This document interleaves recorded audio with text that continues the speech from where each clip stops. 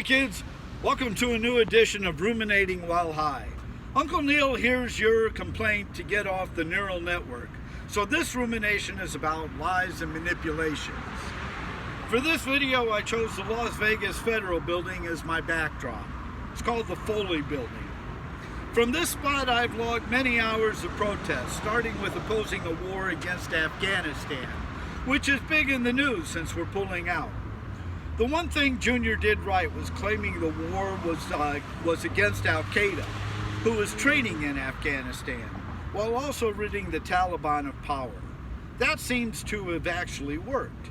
As we leave Afghanistan, the Taliban is a distinct probability, but not the current holders of office. So the Afghans got their desired reset, and we got Al-Qaeda out of Afghanistan. As I said, Bush and his dick then forgot about bin Laden entirely in favor of my next protest, the Iraq War over Dick's profit. But I digress. As I said, this video is about great lies and manipulations. While individuals and group examples abound, I'm referring to the systematic manipulations driving public emotions these days. Since I'm known by friends to be cold as a stone, it's a bit harder to manipulate me. Not impossible, but I hold fewer desires or emotional bonds these days, so it doesn't happen as often.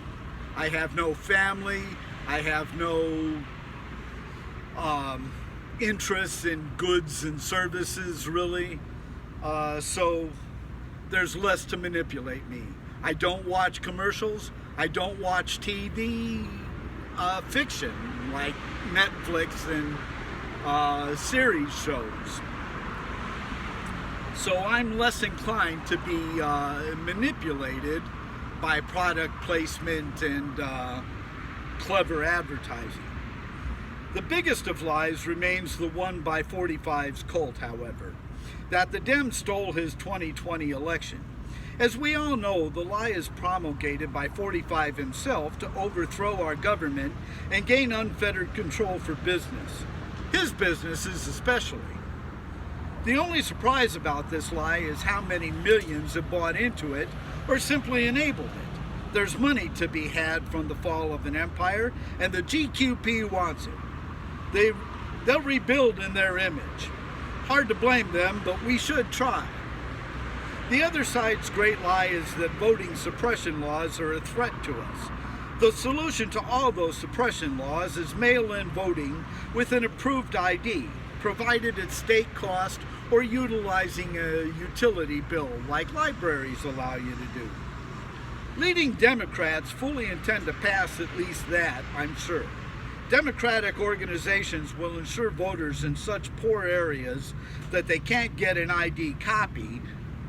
They'll ensure that these voters do get an ID copy of their ID. The money every state will save by being relieved of voting will help fill some pockets. The suppression laws are meant to pressure our federal government to pass mail-in voting so they can do just that. Both sides are aware of this, but Democrats don't bring it up much. Must be a reason for that besides bipartisan help, I would imagine. The media's great lie is more of a manipulation. It is the selling of controversy. I'm no legal scholar, but I think all these lectures, demands, and hand-wringing about, say, ending the filibuster have been nothing short of hilarious and a great example of manipulation. Certainly not the only one, as they too are aware of the voting mail-in setup. Time and again I heard something like, "Bring the hammer down on Joe Manchin." What hammer? He's a grown man, a senator, and very sure of himself, for God's sake. Schumer can bend his arms, but ultimately he's powerless against a senator's conscience. So there's no hammer to bring down. But the hammer argument brought lots of nervous viewership to all media and contributions to PACs. CNN especially profited from it. What's hilarious about it is that nobody's got what I think was really happening anyway. What I think was happening is Sinema needed time to make her vote for a voting rights bill containing mail-in voting palatable to her state's right-wing voters. Manchin, who's pretty secure with his voters, kept the stoic press corps from bothering her while she did exactly that. He played bait very well, and she was front row in Biden's bipartisan press announcement. He even acknowledged her specifically. If Democrats lose 2020, they would have seriously regretted throwing away the filibuster, so it was never really up for grabs. We are all being played to generate sales and political contributions, you see. That's the real game. The people's big lie is in acting like they don't know this. Both sides do, I think. But the fighting feels good. The competitive rush is actually fun, you see. That's why we allow ourselves to forget what's really important and focus on forever wars, like the fights over identity issues which cause division or minority protections. Instead of fracturing groups, Democrats should try fighting for equality and freedom for all people. But we've forgotten that due to our big hearts.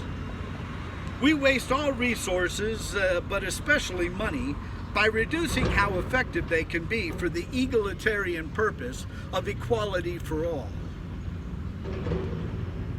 And we do this for the noble idea of equality by individual groups, one at a time.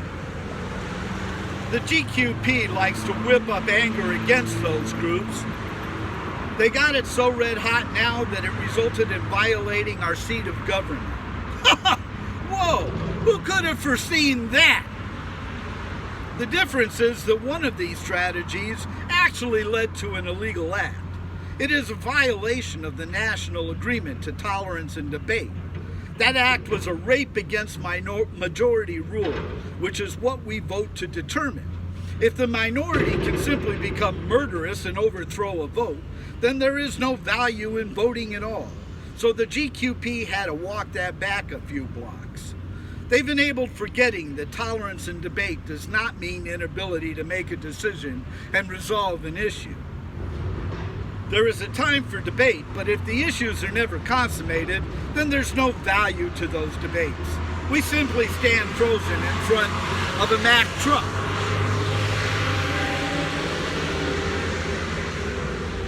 This is a murderous violation of tolerance and debate. You're betting that you will be a survivor of the winning group or committing suicide by nation. Both are acts of murder, so stop it. But Democrats waste trillions of dollars, decades of time, and oceans of anxietal sweat for each group's equality. I've been part of this myself, but have come to see it as the wrong strategy. As I say, raise all ships together under the big umbrella of humanity. Declare that it's time all people are created and governed with equal rights and opportunity. Ending the separations will maximize all resources to get this done, and we can move forward in this nation with other issues, like maybe climate change. Nobody can argue with equality like they can for a focus on a certain group, and I suspect the Democratic leadership knows that as well. We have to tell them that we remembered also, and make them do it. Our fight will be stronger and faster. Oh, and it's codified in the Declaration of Independence already.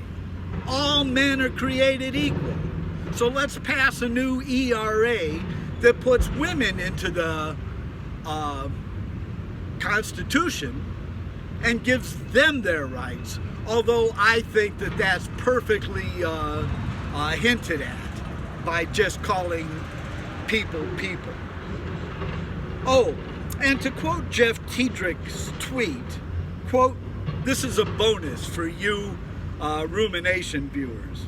Quote, pro tip, if you can afford your own private space program, you can afford to pay our workers a living wage. So how about it?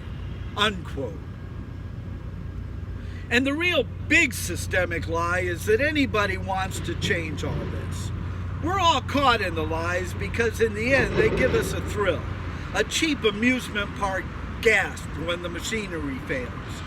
I have conquered anxiety through meditation, so I know how addictive the feeling of anxiety can be. So long as things work out, and they always do until they don't, then the dime store thrill is worth the ticket price. Get a grip, states of America, and I call us that to distinguish us from Latin America and Northern America, something Democrats say that they like to do, but never do. It's time to take off your rainbow shades and accept yourself, America. The freedom will feel great. Trust me. Peace and love, everybody.